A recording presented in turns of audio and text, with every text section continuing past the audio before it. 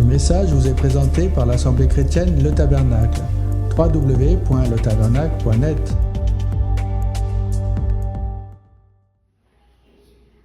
Ce que vous tenez entre vos mains, par la foi, est la parole vivante de Dieu. Ce que vous tenez entre vos mains, c'est Christ lui-même. C'est toute la puissance de l'Éternel.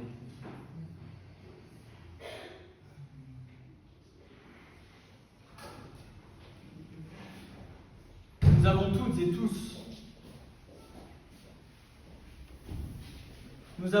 et tous, en tant que disciples de Christ,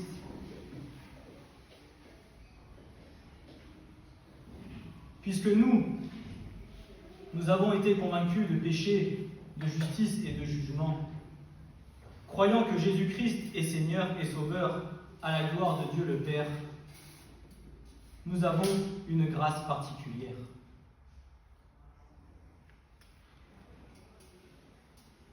Est-ce que vous le reconnaissez que c'est une grâce particulière que nous avons d'avoir Jésus dans nos vies? Amen. Amen. Recevoir l'amour de Christ. Lorsque nous ne le connaissons pas et que nous venons et que nous le recevons, fait tellement de bien à notre être. C'est lui qui vient nous ressourcer et qui vient nous amener la vie. C'est lui qui vient et qui nous ressource.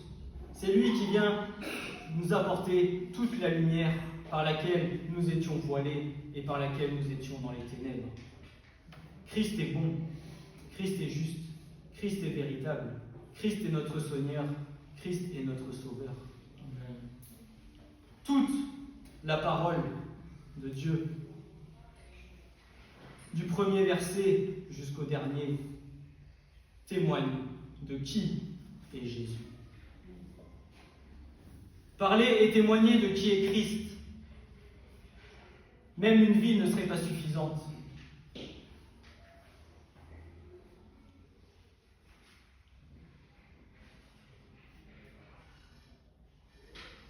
Et cette grâce que nous avons tous reçue,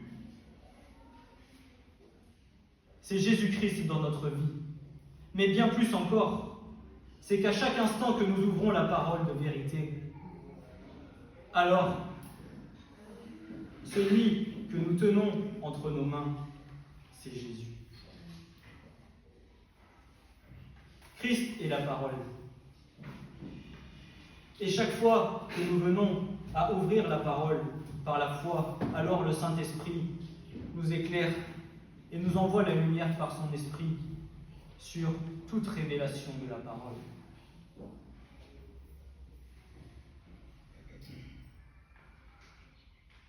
Et lorsque nous allons venir à lire et à comprendre la parole par son esprit, alors nous sommes en totale communion avec lui. Car toute la parole est révélatrice de qui est Jésus. Toute la parole, je le répète, est révélatrice de qui est Jésus. Alors bien peut-être certains me diront, mais mon frère, dans l'Ancienne Alliance, il n'est pas parlé de Jésus. Eh bien moi je te dirai, si. Tout ce qui est sous l'Ancienne Alliance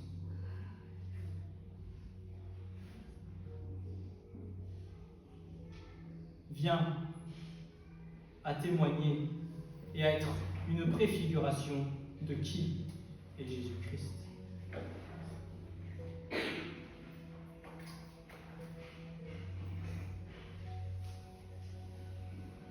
Christ est la parole faite chair.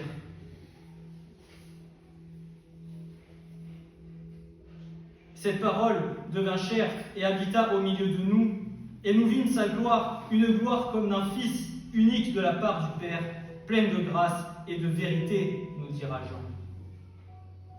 Pleine de grâce et de vérité. Toute la parole est révélation de qui est Jésus, le Messie d'Israël, par qui nous avons accès au salut. Par choix? Non. Par qui nous avons accès au salut? Par grâce. C'est une grâce que nous avons eue d'avoir accès au salut par qui est Jésus. Amen. Amen. Du premier verset de la Genèse jusqu'au dernier verset de l'Apocalypse, celui qui est donné, c'est Jésus.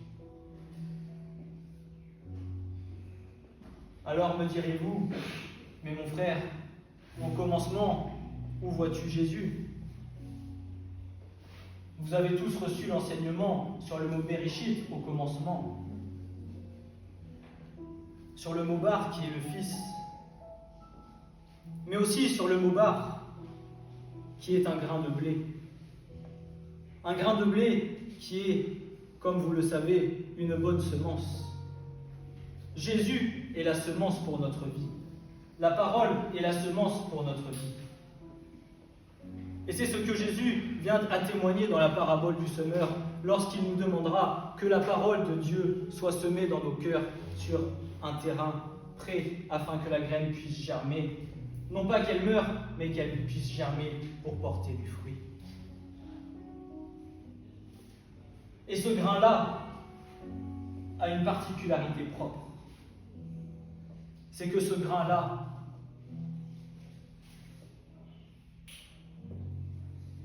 il n'est pas écrasé.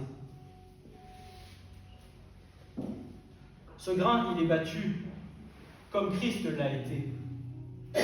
Christ a été fouetté. Christ a souffert à la croix.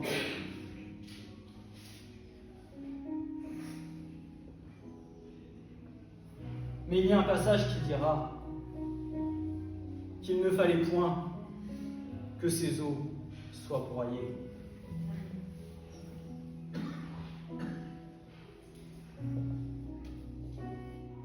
Alors, je voudrais aujourd'hui que nous puissions comprendre et que nous puissions voir en partie la magnificence de qui est notre Seigneur et notre Sauveur. Je dis bien en partie.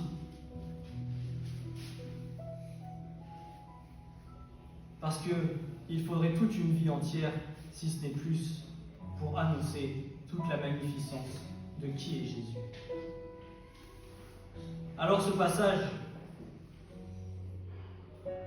vous le connaissez sûrement tous, c'est le premier chapitre de l'Épître aux Hébreux.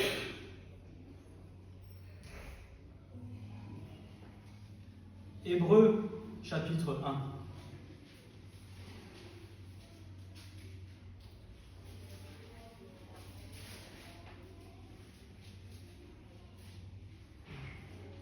Hébreux, chapitre 1.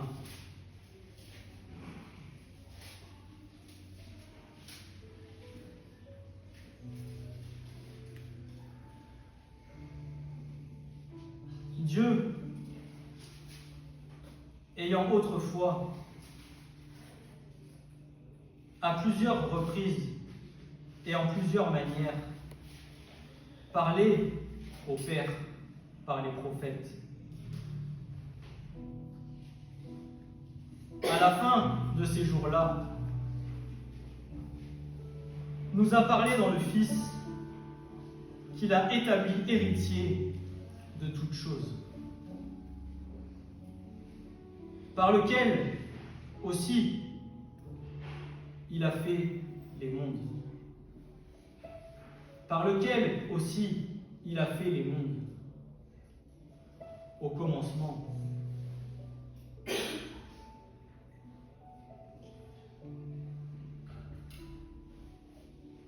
Qui, étant le resplendissement de sa gloire et l'empreinte de sa substance,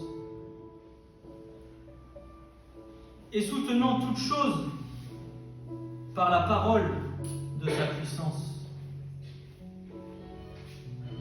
ayant fait par lui-même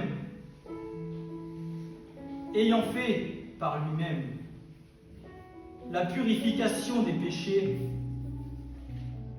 s'est assis à la droite de la majesté dans les hauts lieux, étant devenu d'autant plus excellent que les anges. Il a hérité d'un nom plus excellent qu'eux. Car auquel des anges a-t-il jamais dit « Tu es mon fils ». Moi, je t'ai aujourd'hui engendré. Et encore, moi, je lui serai pour père, et lui me sera pour fils. Et encore, quand il introduit le premier-né dans le monde habité, il dit « Et que tous les anges de Dieu lui rendent hommage ». Et quant aux anges, il dit « Qui fait ses anges des esprits et ses ministres une flamme de feu ?» Mais quant au Fils, ton trône, ô Dieu, demeure au siècle des siècles. C'est un sceptre de droiture, que le sceptre de ton règne. Tu as aimé la justice et haï l'iniquité. C'est pourquoi Dieu, ton Dieu, t'a oint d'une huile de joie au-dessus de tes compagnons. Toi, dans les commencements, Seigneur, tu as fondé la terre et les cieux sont les œuvres de tes mains. Eux, ils périront, mais toi, tu demeures, et ils veilleront tous comme un habit. Et tu les plieras comme un vêtement, et ils seront changés, mais toi, tu es le même, et tes ans ne cesseront point. Et auquel des anges a-t-il jamais dit « Assieds-toi à ma droite, jusqu'à ce que j'ai mis tes ennemis pour marchepied de tes pieds » Ne sont-ils pas tous esprits, administrateurs envoyés pour servir en faveur de ceux qui vont hériter du salut? Amen.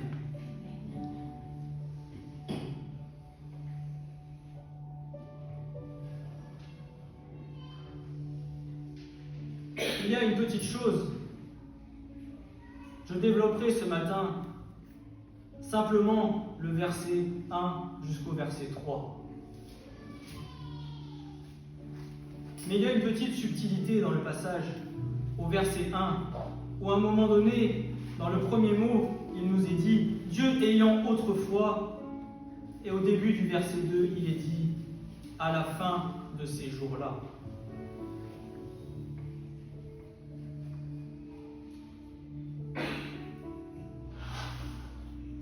Ces deux phrases ont pour but de délimiter l'histoire biblique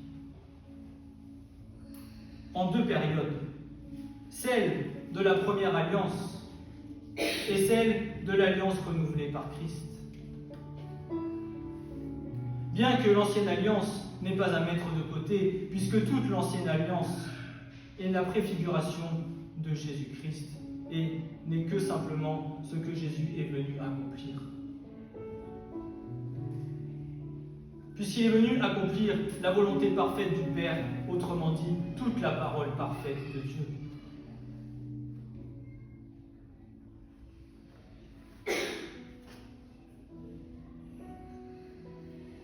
Avant la venue du Messie sur la terre, Dieu s'annonçait, Dieu parlait à ses serviteurs les prophètes. Dieu s'adressait à ses serviteurs les prophètes. Mais aujourd'hui, notre intercesseur, c'est Jésus. Aujourd'hui, celui à qui nous nous adressons, celui que nous devons connaître, celui pour lequel nous devons le plus nous rapprocher, c'est Jésus pour pouvoir avoir une relation avec lui, afin que lui puisse être notre témoignage auprès du Père.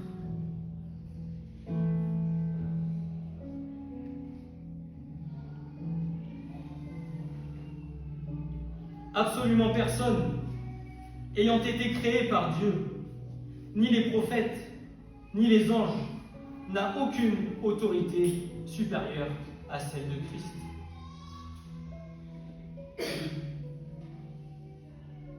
Il est le seul chemin du salut éternel et le seul médiateur entre Dieu et nous. Je suis le chemin, la vérité et la vie. Nul ne vient au Père que par moi. Christ est le chemin.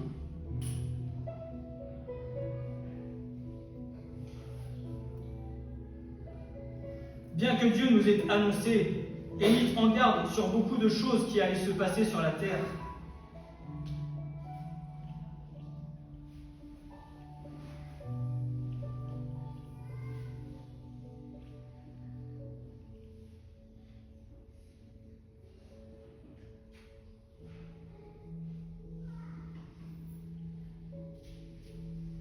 bien qu'il nous ait annoncé beaucoup de choses à travers ses serviteurs, les prophètes, la plus grande prophétie de toute l'existence humaine, de toute la parole, c'est la venue du Messie sur la terre. C'est la plus grande prophétie de toute la parole de Dieu. Puisque qui attendons-nous? Est-ce que nous n'attendons pas tous le retour de notre Seigneur et de notre Sauveur?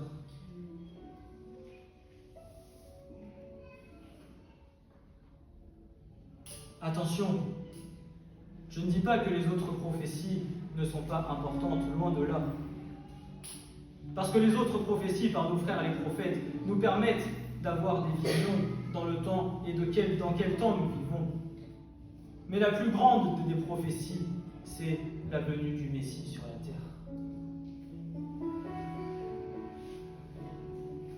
Elle est là la plus grande révélation.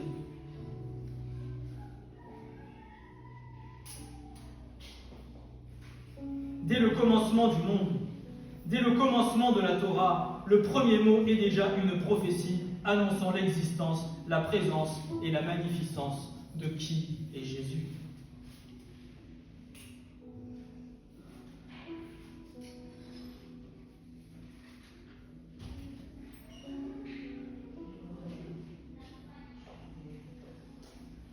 Par rapport au mot Bereshit, j'ai simplement relevé quelques mots. J'en ai relevé deux autres qui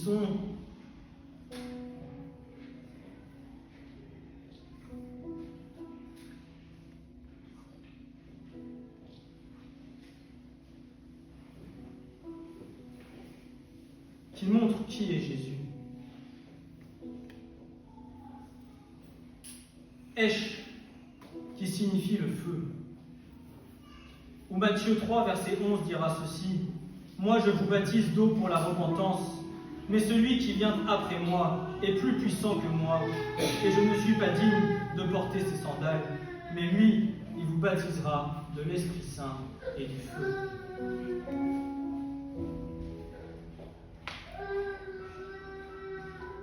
Ce que nous devons avoir en nous, c'est le feu de l'Esprit. C'est le feu de Christ. C'est que nos cœurs soient embrasés, que nos cœurs soient enflammés.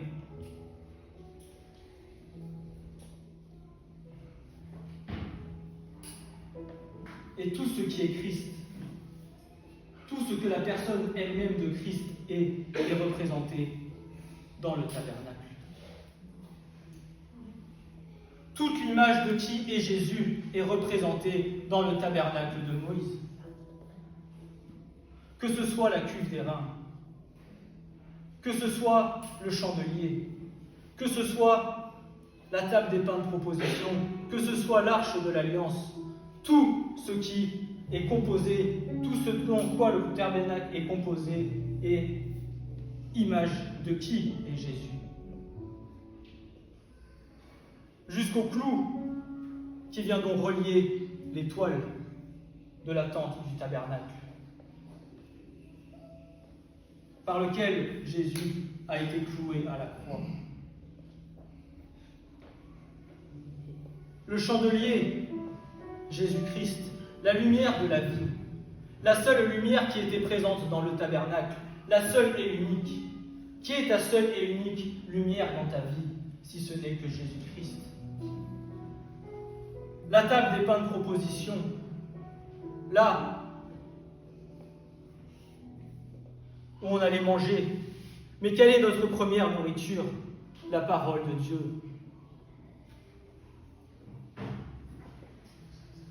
Et l'arche de l'Alliance, même la croix est représentée dans l'arche de l'Alliance. Gloire à Dieu pour sa puissance, gloire à Dieu pour ce qu'il accomplit. Mais dans tout ce que Dieu fait, tout est accompli à la perfection. À la perfection.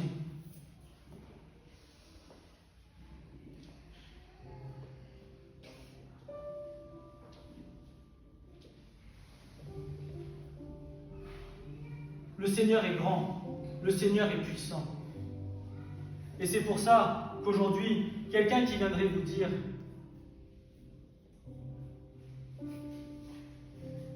Je ne suis pas sûr que Dieu existe »,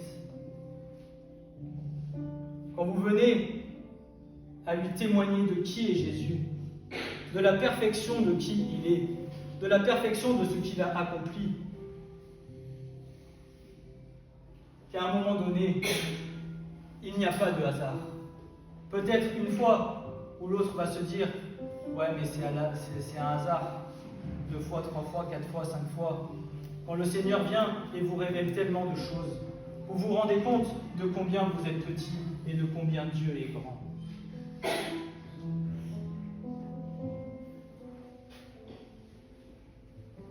Un autre mot qui est présent dans Bereshit, c'est Yachar, qui veut dire être droit, être juste, être agréable. Et Deutéronome 32, versets 3 et 4 nous dira ceci.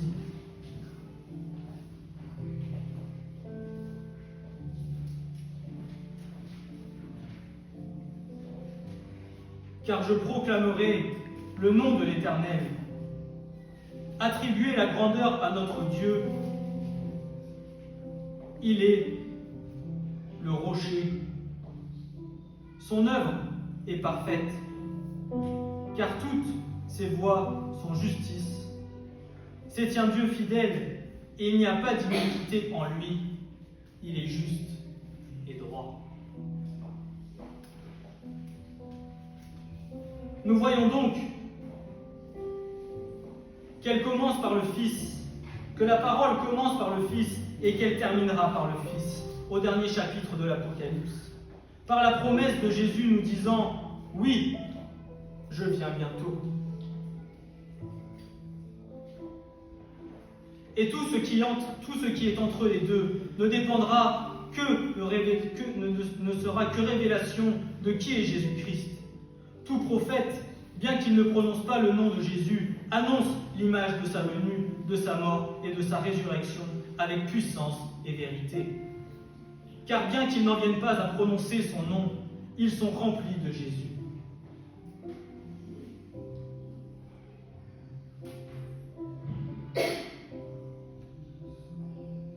Et vous connaissez tous ces exemples. L'exemple de Jonas dans le ventre du poisson, qui n'est que l'image de la mort et de la résurrection de Jésus à la croix. Le passage d'Ésaïe 53, qui représente toute la vie puissante de qui est Jésus. L'arche de Noé,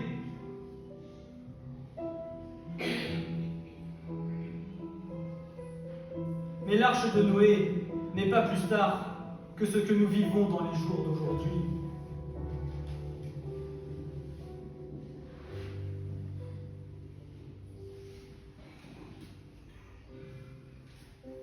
Nous le disons souvent, que nous sommes dans les temps de Noé. Et pourtant Noé parlait déjà de Jésus. Tout ce que Dieu a dit à Noé n'était que la préfiguration des choses de Christ.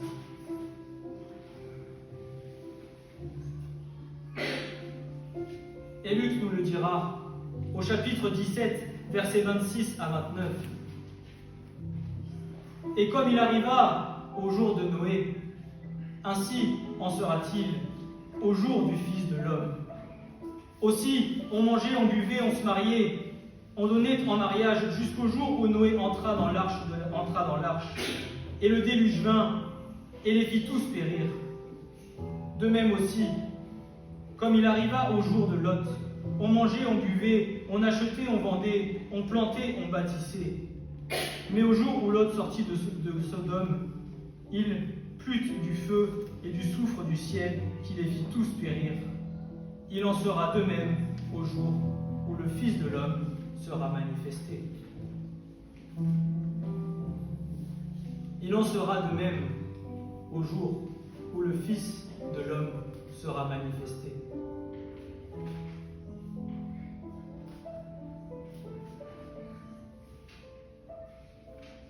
De plus,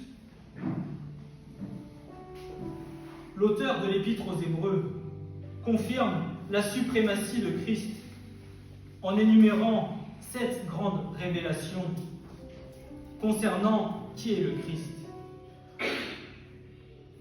Alors, si nous reprenons le chapitre 1 de l'Épître aux Hébreux, l'auteur va nous faire 7 grandes révélations de qui est Jésus. Il nous dira qu'il est héritier sur toute chose. Jésus-Christ est le Fils de Dieu et il a hérité du trône de la gloire. Amen.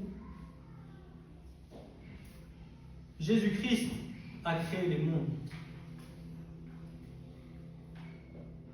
Jésus-Christ est le reflet de la gloire de Dieu. La Trinité, le Père, le Fils et le Saint-Esprit. Il est l'empreinte de sa personne.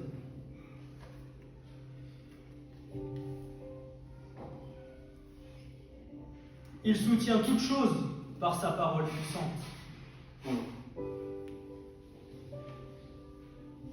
Il a fait la purification de tes péchés. Et ensuite, il s'est assis à la droite de la majesté dans les lieux très hauts.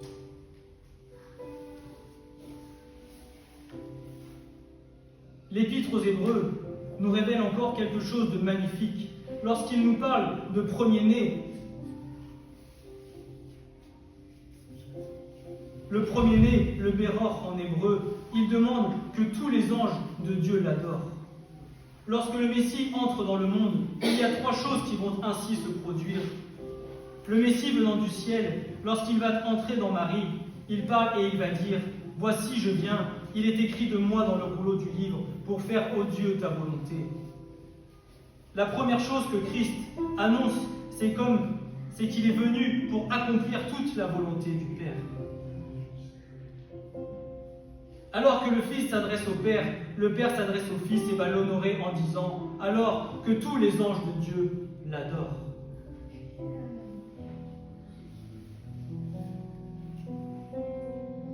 Et lorsque le Messie est venu sur la terre, voici ce qu'il se produisit. Luc chapitre 2, versets 8 à 14. Et il y avait dans la même contrée des bergers demeurant aux champs et gardant leurs troupeaux durant les veilles de la nuit. Et voici, un ange du Seigneur se trouva avec eux.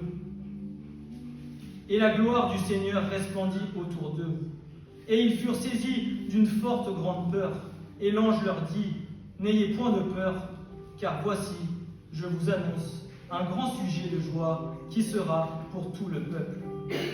Car aujourd'hui, dans la cité de David, vous est né un sauveur qui est le Christ, le Seigneur.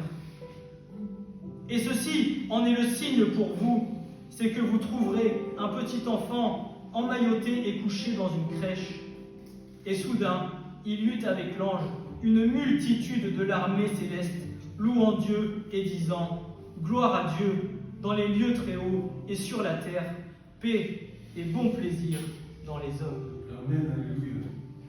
Paix et bon plaisir dans les hommes. Jésus-Christ a parlé avant, Jésus-Christ a parlé après, et tout le monde l'adore et l'honore. Les bergers savaient qui était le Messie et savaient qui ils attendaient. Tout comme nous aujourd'hui, nous savons qui nous attendons. Nous attendons le roi des rois et le Seigneur des seigneurs. Nous attendons le Messie d'Israël, celui qui vient bientôt. Amen. Amen.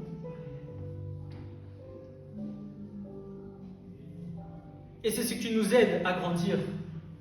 C'est ce qui nous aide à croire en sa puissance. Qui aujourd'hui ne veut pas voir le retour de Jésus, de ses propres yeux? Qui ne veut pas voir en gloire l'arrivée du Seigneur des seigneurs et du roi des rois? Pourtant, tout le monde l'a attendu. Ça fait 2000 ans que nous l'attendons, mais nous l'attendons encore jusqu'au jour de sa venue. Parce qu'aujourd'hui, seul Dieu connaît le jour. Mais parce que nous l'aimons de tout notre cœur et que nous voulons voir sa face, alors nous disons « Maranatha, Seigneur, viens, Jésus ». Il était avant, il était pendant et il sera après. Amen. Je suis celui qui suis et qui sera.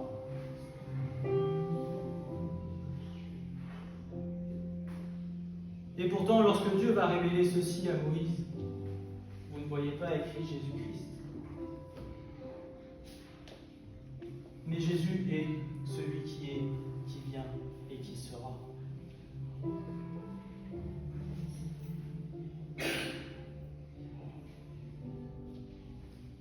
La splendeur de qui est Jésus, la grandeur et la puissance de son saint nom. Mais quand nous voyons ces choses et que nous analysons toutes ces choses, nous nous disons, mais oui Seigneur, c'est toi que je sers aujourd'hui. C'est un Dieu si grand que je sers aujourd'hui. Et c'est toi, Seigneur, qui nous a sauvés et qui nous a donné la vie éternelle. Alors, qu'est-ce que notre travail? Qu'est-ce que nos problèmes? Qu'est-ce que notre vie? Devant la splendeur de ce roi que nous servons chaque jour.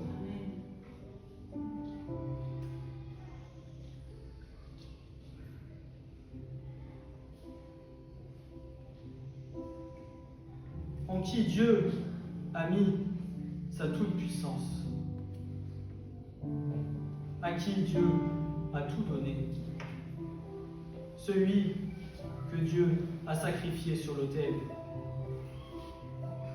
afin que sa création aujourd'hui puisse avoir la vie éternelle, parce que sa création, il l'aime plus que tout. Nous sommes comme la prunelle de ses yeux. Et c'est pour cela, afin que nous, aujourd'hui, nous puissions avoir la grâce d'être sauvés et d'avoir accès au royaume de Dieu, qu'il a envoyé son Fils Jésus-Christ.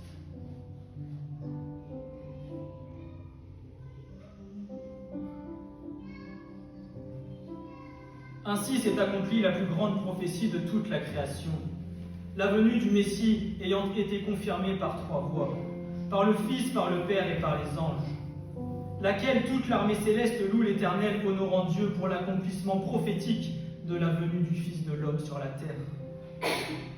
Cet homme pour lequel les anges louent l'Éternel est toujours le même que celui qui vit en toi et en chacun d'entre nous par la puissance du Saint-Esprit. De plus, l'auteur va nous avertir d'être continuellement attentifs à la voix du Fils de l'homme. Autrement dit, d'être continuellement attentifs à la voix du Saint-Esprit dans les temps qui vont succéder à la crucifixion de Jésus.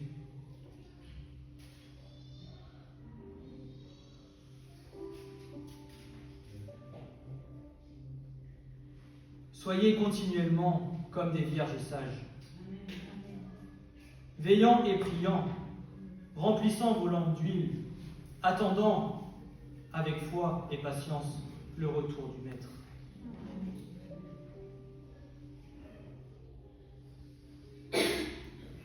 Parce que si le Seigneur revient demain, est-ce que ta lampe est remplie d'huile?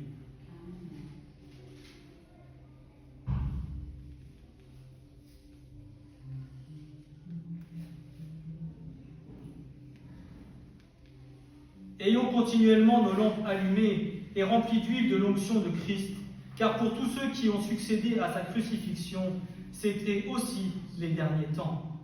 Cela sans se laisser distraire, sans se laisser aller, mais restant dans la paix qu'il nous a donnée.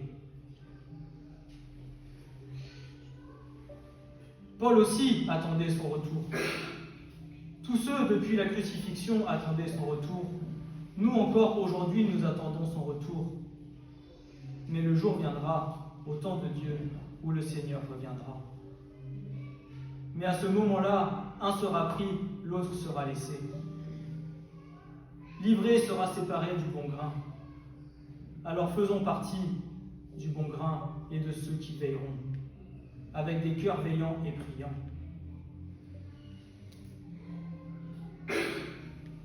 De plus, l'auteur va nous avertir d'être continuellement à la voix du Fils. Autrement dit, continuellement à la voix du Saint-Esprit. Il est important que nous soyons attachés de tout notre cœur à celui par qui nous avons obtenu la rédemption par le don de sa vie, car il est le seul par lequel entrent les justes. Je suis la porte, dira le Seigneur. Nul ne vient au Père que par moi. Alors si nous voulons entrer dans le royaume de Dieu, soyons pleinement remplis du Saint-Esprit.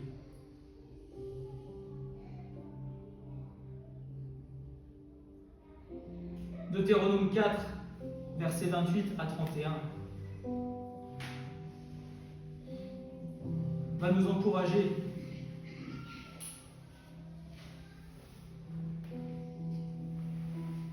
Deutéronome 4, versets 28 à 31. Et de là, vous chercherez l'Éternel, ton Dieu, et tu le verras, si tu le cherches de tout ton cœur et de toute ton âme. Dans ta détresse, et lorsque toutes ces choses t'auront atteint, à la fin des jours, tu retourneras à l'Éternel ton Dieu, et tu écouteras sa voix. Car l'Éternel ton Dieu est un Dieu miséricordieux. Il ne t'abandonnera pas et ne te détruira pas, et il n'oubliera pas l'alliance de tes pères qu'il a jurée. Sous l'ancienne alliance, le sang des animaux n'était qu'une disposition ou une expiation provisoire pour les péchés de l'homme. En fin de compte, un homme allait de substitut à l'humanité tout entière. Ainsi, Christ est venu sur la terre. Il est né sous les traits d'un homme afin de pouvoir s'offrir lui-même à notre place. En outre, un seul homme sans péché pouvait prendre notre châtiment et ainsi satisfaire parfaitement et convenablement aux exigences de la sainteté de Dieu.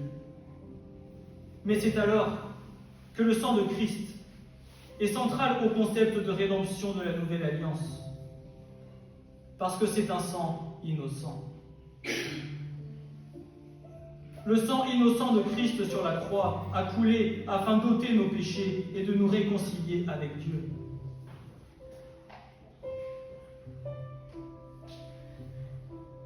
Parce que le sang de Christ a une puissance et une grandeur. Son sang permet à ceux qui se repentent d'être pardonnés et purifiés de leurs péchés. Son sang rachète tous ceux qui se repentent de la puissance de Satan et des puissances des ténèbres.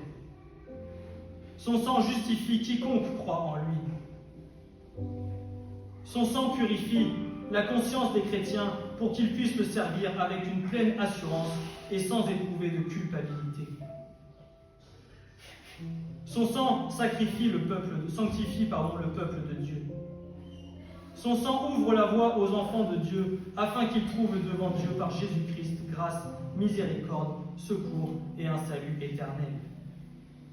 Son sang est une puissance à salut, d'amour et de réconciliation avec Dieu. Son sang a une toute puissance envers nous. Mais c'est à nous de prendre conscience de qui est réellement Jésus-Christ et d'apprendre à le connaître lui, par notre relation et par nos prières, par notre relation intime avec lui, afin de nous approcher au plus près de lui. Afin d'être capable, comme une brebis reconnaît son bon berger, de reconnaître qui est Jésus au son de sa voix.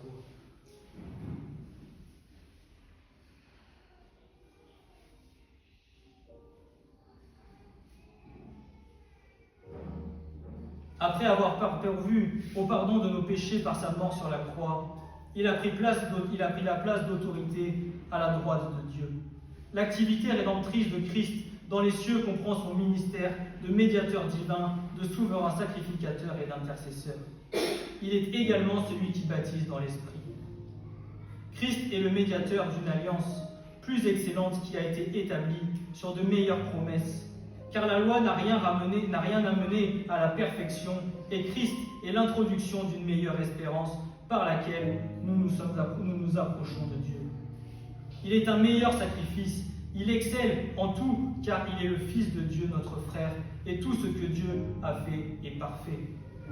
Cette ferme consolation, nous qui nous sommes enfuis pour saisir l'espérance et l'encre de l'âme, sûre et ferme, entrant jusqu'au plus profond de notre être, où Jésus est comme précurseur pour nous, étant devenu souverain, sacrificateur pour l'éternité.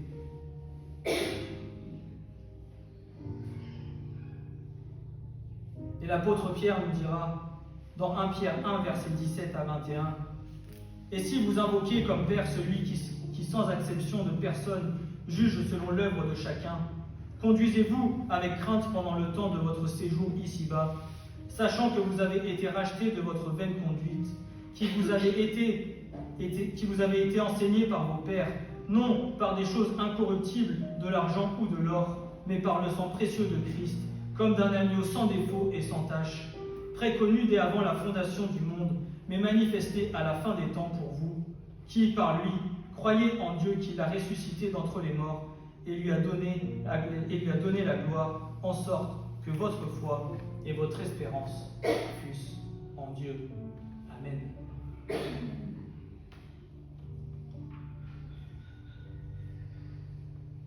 Ce n'est que l'introduction de ce passage, du verset 1 au verset 3, où nous pouvons voir à quel point Dieu a tout donné en son Fils, et son Fils a tout sacrifié pour nous, pour qu'aujourd'hui nous puissions avoir la vie éternelle en lui. Amen. Le Seigneur est bon, le Seigneur est juste, le Seigneur est fidèle, le Seigneur est véritable. À nous de nous saisir de tout ce qu'il nous a donné.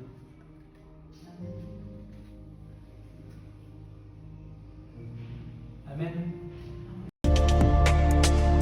Ce message vous a été présenté par l'Assemblée chrétienne Le Tabernacle. www.letabernacle.net